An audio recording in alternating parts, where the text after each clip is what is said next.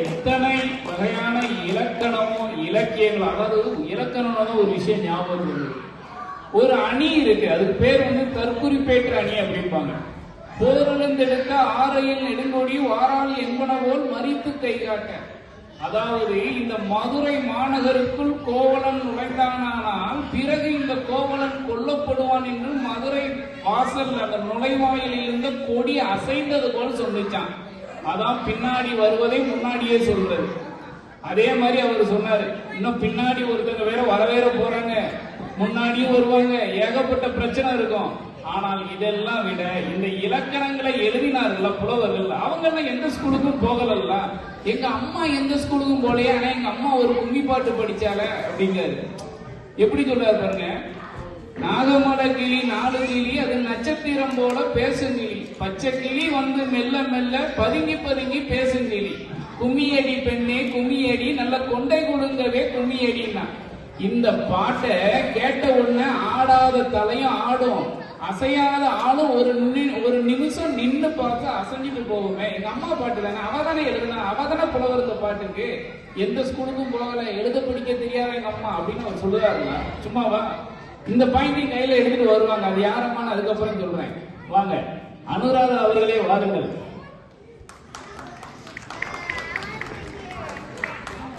சபையோரே, மாண்டோரே, சான்றோரே, என்னை பெற்றெடுத்த ஈன்றோரே, அனைவருக்கும் எனக்கு பணிவான முதல்கள் வணக்கங்கள்.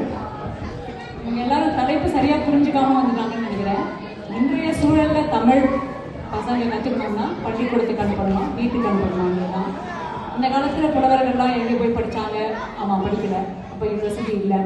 நீங்க ஒன்று வச்சிருந்தீங்கன்னா நல்லா இருக்கும். ஆனா இப்போ இன்றைய சூழ்நிலை எப்படி இருக்குன்னு நான் சொல்றேன் ஒரு பாட்டோட. ஆரிய கூட்டாடி நாலு தாண்டவ போனே, காசு காரியத்தில் கண்பையடா தாண்டவ போனே.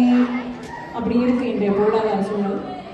இப்போ அப்பா அம்மா அவங்க பொருளீட்டினது போக வீட்டில் தாத்தா பாட்டி இருந்தா கூட அவங்களுக்கும் ஒரு நல்ல ஏஜ் இருந்ததுன்னா அவங்களும் வெளியில போய் சம்பாதிக்கணும்னு ஆசைப்படுறாங்க. அந்த அளவு இருக்கு இப்போ பொருளாதார நெருக்கடி. அதுவும் வெளிநாட்டில் மருந்தக வரி அது இருக்கும் போது எல்லாருடைய நிலைமை எப்படி கதிகாலம் இருக்குன்னு தெரியும்.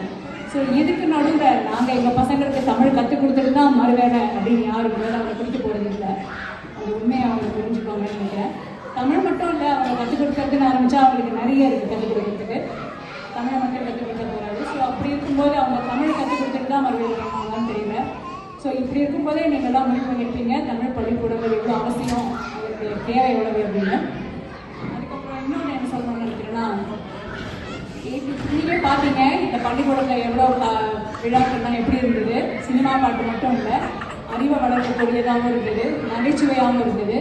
பாரதியார் வந்தார், நம்ம முன்னாடி சாம்பார் நிற பூனைக்குட்டி, வெள்ளை நிற பூனைக்குட்டின்னு பழசெல்லாம் நம்ம முன்னாடி கண்ணில் கொண்டு வந்தாங்க.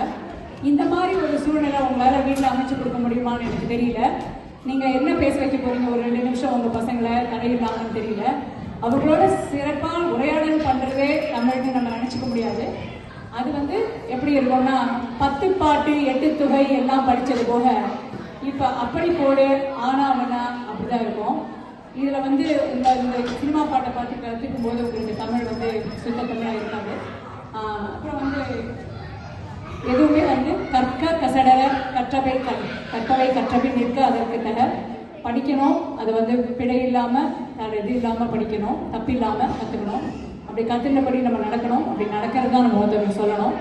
நான் பசங்களெல்லாம் பள்ளிக்கூடத்துக்கு அனுப்பிட்டு பள்ளிக்கூடம் அனுப்ப தேவையில்லை அப்படின்னு பேச வர்றது எனக்கு ரொம்ப நகைச்சுவையாக இருக்குது. இன்னொன்று சொன்னார், பள்ளிக்கூடம் ஒரு பாட்டு பாடினார். அவங்க எல்லாரும் பள்ளிக்கூடம் போகாமலே பாடங்களை படிக்காமலே நீங்கள் பாஸான கூட்டமுங்க அப்படின்ற பாட்டுக்கு உதாரணமாக எனக்கு தெரியுறாங்க. எல்லாருக்கும் ஆரம்பம் நல்லா தான் இருக்கு, தாய் வயிற்றிலே தமிழ்ன்றது. ஆனால் முடிவு தான் எப்படி இருக்குன்னு பார்க்கணும். ஸோ முடிவும் சுகமாக இருக்கணும்னா உங்கள் பசங்க அவசியம் பள்ளிக்கூடத்துக்கு போய் படிக்கணும். ஸோ நூலை படி, காலையில் படி, மாலையில் படி, கடும்பகல் படி, மாலை இரவு பொருள்படும் படி, அறம் படி, இன்பம் படி, உடனே படி, உடன் சென்று படி. தேங்க்யூ.